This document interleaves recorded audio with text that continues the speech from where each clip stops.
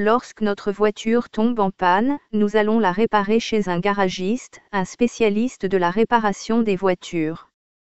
Nous pouvons aller aussi chez un concessionnaire de la marque de notre voiture. Le concessionnaire connaît parfaitement notre voiture, pourquoi ? Parce que c'est lui qui a créé le modèle et de ce fait, il connaît les failles de cette voiture, il connaît les spécificités de cette voiture. Il connaît mieux que personne ce modèle, parce qu'il l'a créé, modélisé, commercialisé. Lorsqu'un homme naît dans ce monde, il naît naïf de tout, il découvre le monde, il découvre la vie au fur et à mesure qu'il grandit. Physiquement comme spirituellement il change.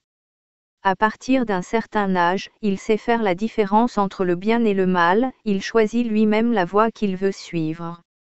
Vivant dans le monde, cet homme découvre la liberté selon le monde, soirée, drogue, alcool, pornographie, fornication. Le péché dans la vie de cet homme l'affecte d'un point de vue physique mais principalement spirituel. Spirituellement, cet homme qui était né naïf de tout ouvre des portes dans sa vie à des entités qui le détruisent de l'intérieur. Lorsque nous nous convertissons au Seigneur, nous venons avec notre héritage du passé, nous venons avec nos casseroles, nos blessures. Venez à moi, vous tous qui êtes fatigués et chargés, et je vous donnerai du repos. Matthieu 11h28. Comme le concessionnaire pour notre voiture, Elohim qui nous a créés, nous connaît parfaitement, mieux que personne. Si nous sommes malades, perdus, sans objectif, blessés dans notre cœur, seuls, déprimés, ayant un mal-être au plus profond de notre âme, confions-nous de tout notre cœur à Jésus-Christ qui nous a créés et qui sait ce dont nous avons besoin.